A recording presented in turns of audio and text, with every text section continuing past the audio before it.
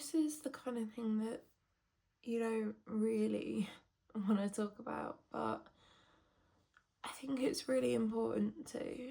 So, as I'm sure you can probably tell by the title of the video, um, I recently had a miscarriage, and I think I'm going to start with the reason I want to make the video, which is there's a few reasons kind of all tied into one, if that makes sense.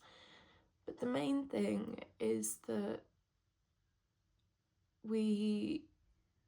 my husband and I, have been talking a lot about this, and with our friends and the people that we know, we've been really open about it, because one of the things that we've found incredibly kind of comforting throughout this whole process is just how many people it actually happens to.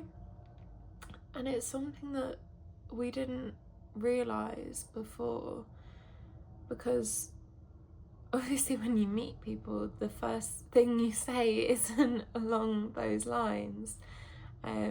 Like, hi, I'm so and so and this happened to me.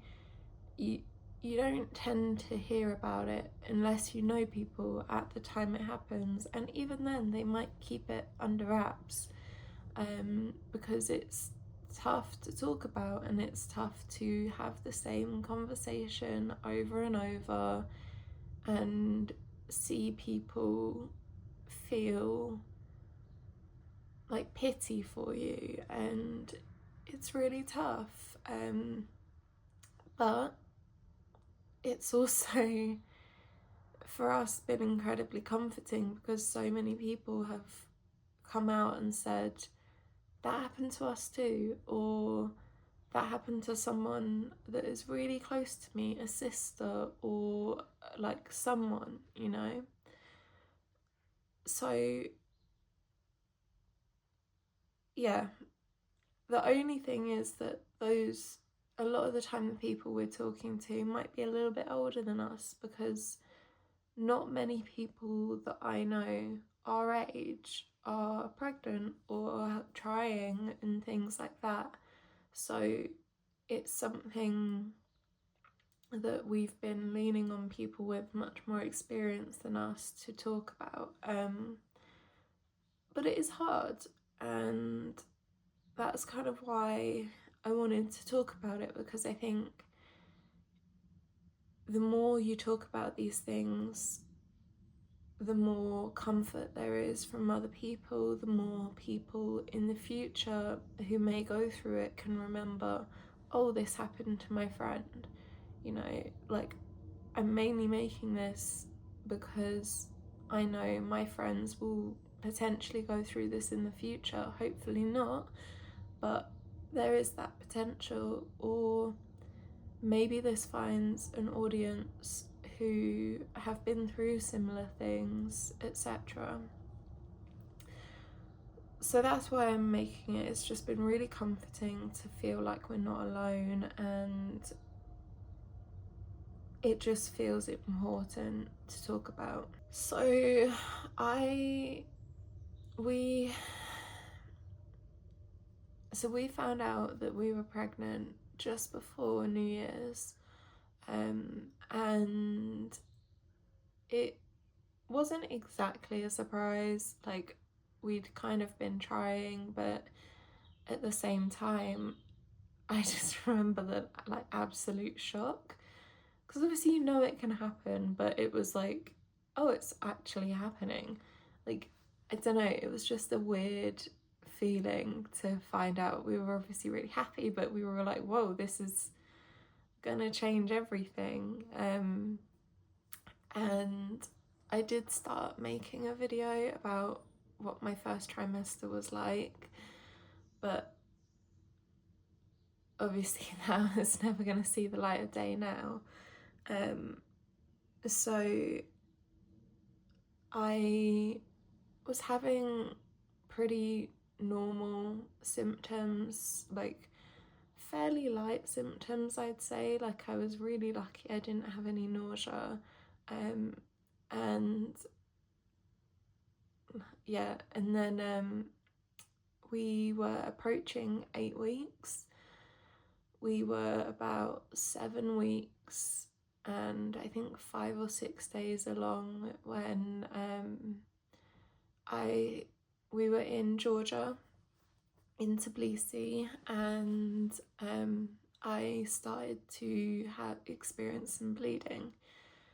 Not heavy bleeding, it was just spotting, so I wasn't initially too concerned. I was like Googling, and obviously Googling is never the best idea, but it was basically saying that it's really common spotting in pregnancy, and it happens to about 25% of women, I think.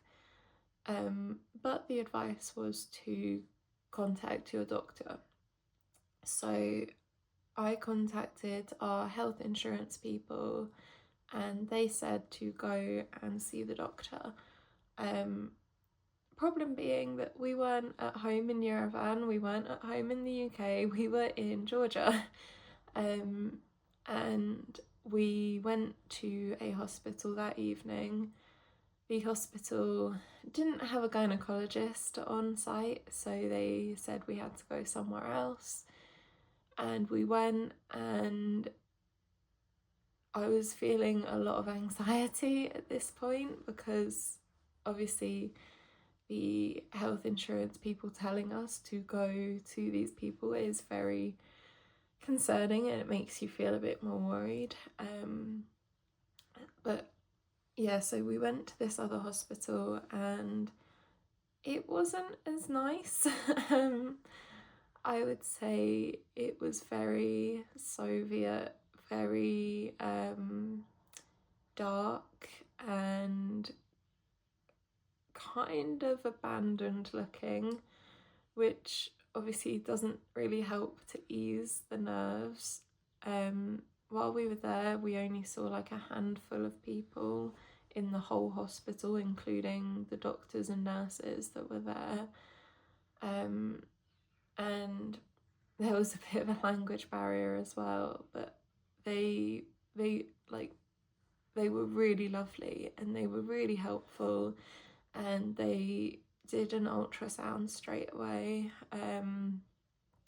They started with the, I don't know what you call it, the over the belly one, and they couldn't really get the information they needed, so they had to do a vaginal ultrasound, and which is a very invasive procedure. And then it was weird because obviously like throughout the pregnancy I was Googling things and looking at ultrasound pictures and stuff like that, not of us but of other people, so I could see on the screen that it wasn't what I, in my non-medical professional opinion, thought it should look like, but I could also tell that they knew it wasn't what it should look like. So the doctor said that it didn't look like it should, that it was only like a week or two into development, which would have put me around 4-5 weeks pregnant. And yeah, it was. Georgians are very nice, but they are very blunt. Like in the UK, we kind of had a lot of niceties to things, and not to say that they're not nice, but I don't know how to express it. It's like Georgians are just very straight up, very honest, very blunt, and kind of like rip the band-aid off vibe. Whereas we're not really like that, so that was a bit of a shock because they were just like straight up, yes, it doesn't look like it's developing. and it's non-viable. And I was like, whoa, okay. So then we had to do a blood test and to check that the hormone levels were where they should be.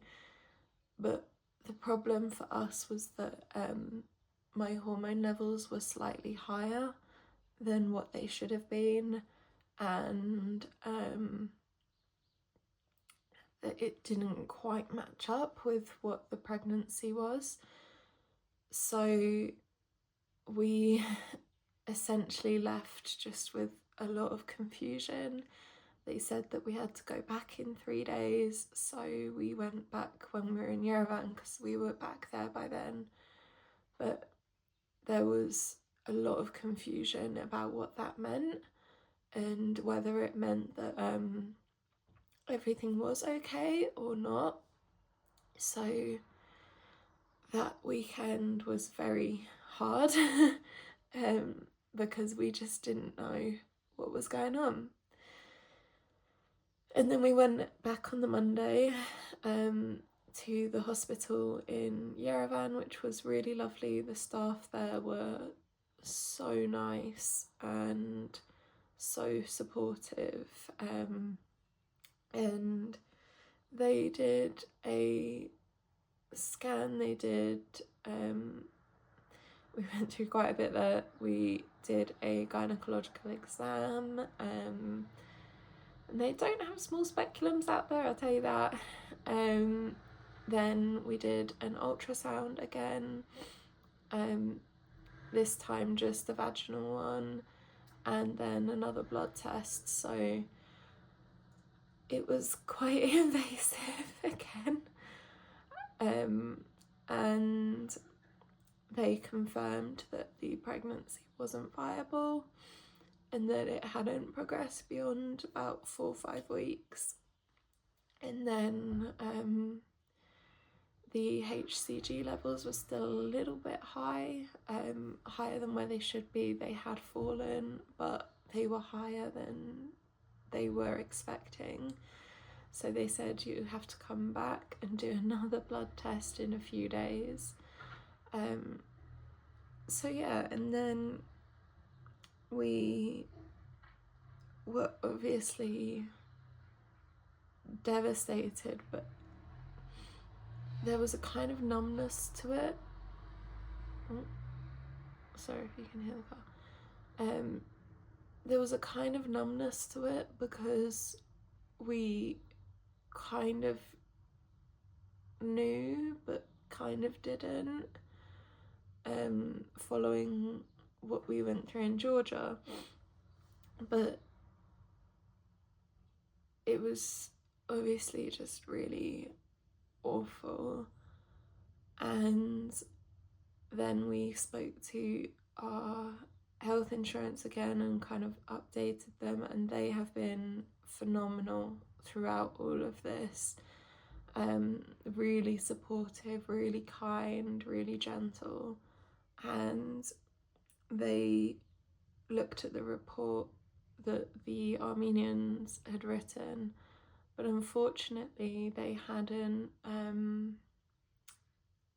fully ruled out that it was an ectopic pregnancy, in that like you could see that it wasn't on the scans, but they hadn't like written this is not. So we had to go back again a few days later and essentially for the 3rd time have an ultrasound, confirm it, go for a blood test, have the HCG levels still further down and confirm it. And yeah, all this time I was still bleeding.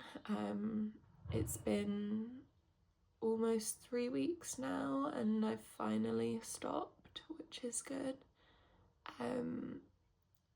And towards that, when we were back in Armenia, I would say that the bleeding was more like a period than the spotting that it had been in Georgia.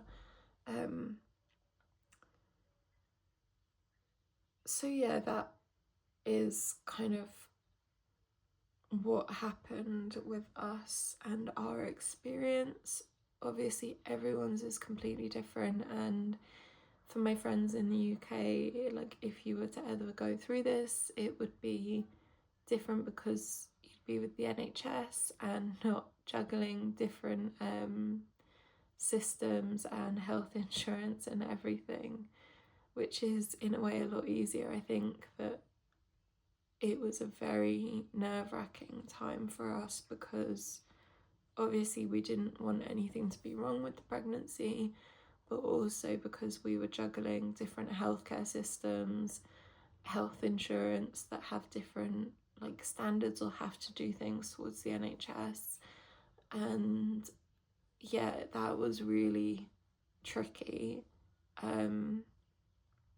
But on the plus side, I think everyone that we interacted with in Georgia and Armenia, they were genuinely trying to help us and really kind of make things as easy as possible, even if culturally it's just a slightly different way of that.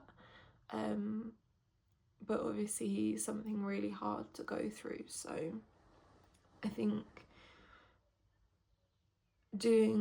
going through that process abroad was quite tricky for us. I would say that it was obviously quite a traumatic and invasive process. I still don't think that I've fully kind of processed it all, to be honest. I think obviously we were very early in the pregnancy, which is I don't know, like it's a good thing in a way, but it's also not because we just kind of started to think about everything and plan out things for the future. But yeah.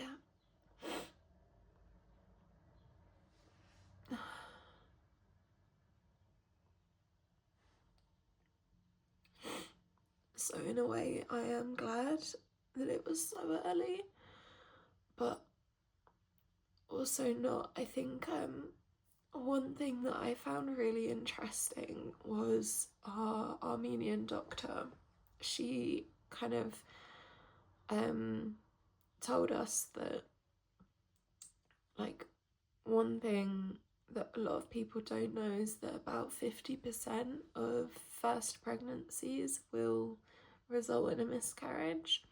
I don't know if that's a general statistic or an Armenian one or what, but I found it quite comforting because at first I was like shocked because that's such a high number, but she explained that for some people it happens so early on that they just think they're late on their period or it just presents as a period, which for us, if it had been so because the fetus stopped developing about 4 to 5 weeks, that would have been when I had my period. So if it had just like I don't know the term, but like followed through then and I'd bled then I just would have assumed it was that.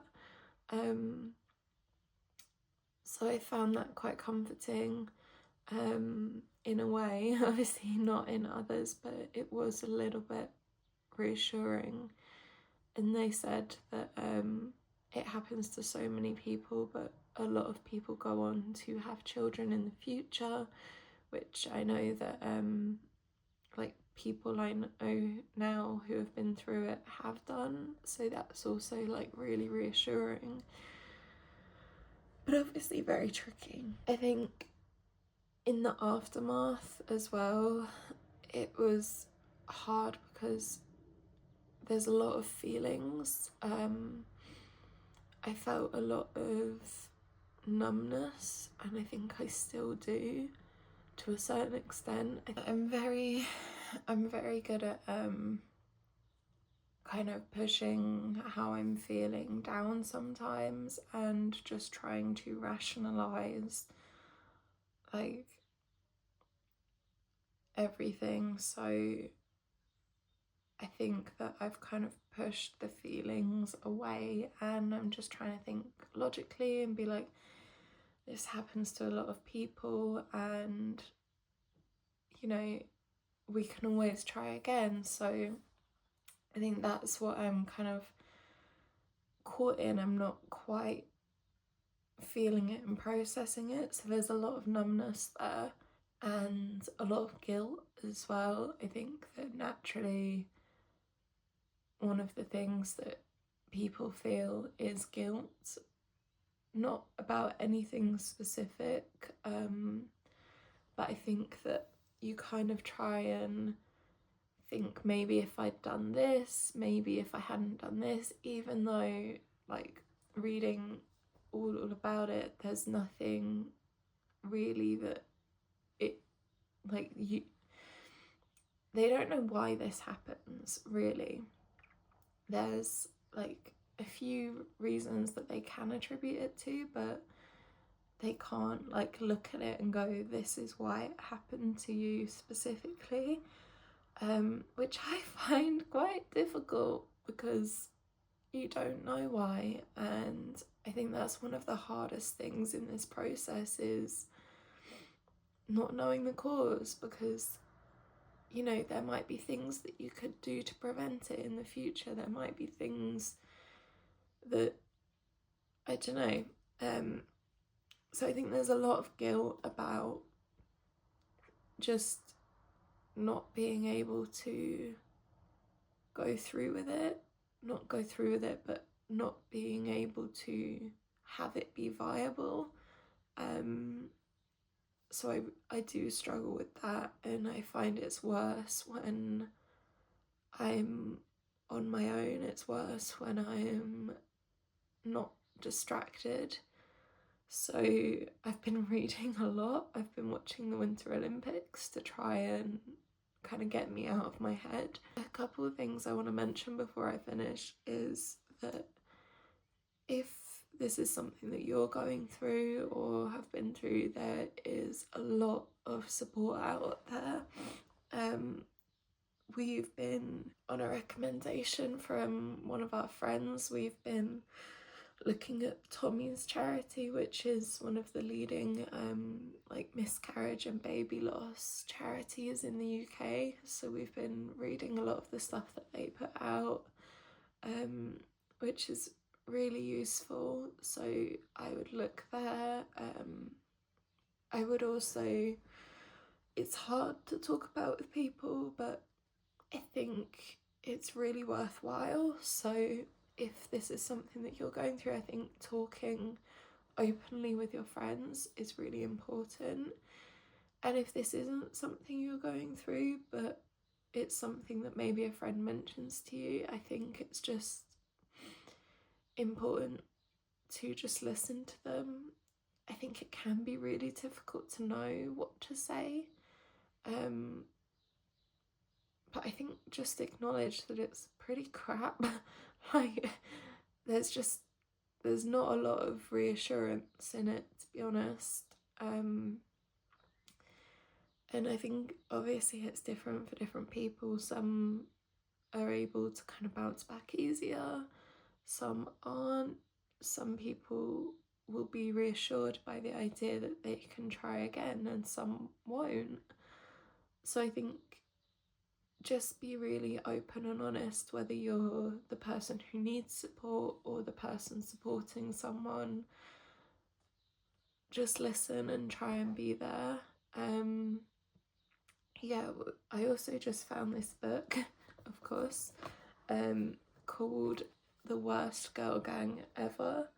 And apparently it's a podcast as well, so I'm gonna try and make my way through this very slowly and listen to the podcast, but it kind of deals with a lot of different aspects of miscarrying, grief, marking loss, misconceptions, like talking to others again about it. Like, there's so much in this book that I'm looking forward to kind of seeing my own experience reflected in, which is partly why I wanted to make this. So yeah, I think the final thing I want to mention is, I think it's important anyway, but before you even try for a baby or before you get pregnant, it's so important to make sure that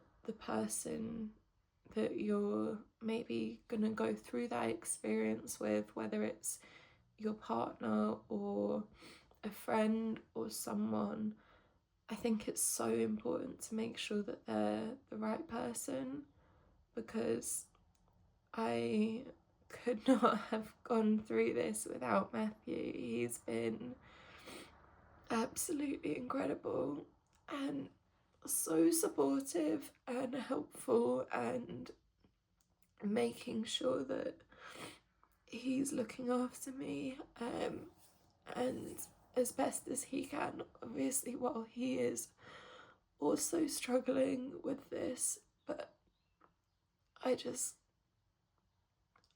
couldn't do it without him, and I'm so glad that as much as we don't want to go through this, that we're going through it together, because he is always in my corner. He's making sure that I am still eating and drinking and okay every day, even though we're apart at the moment because I'm back in the UK and he's not.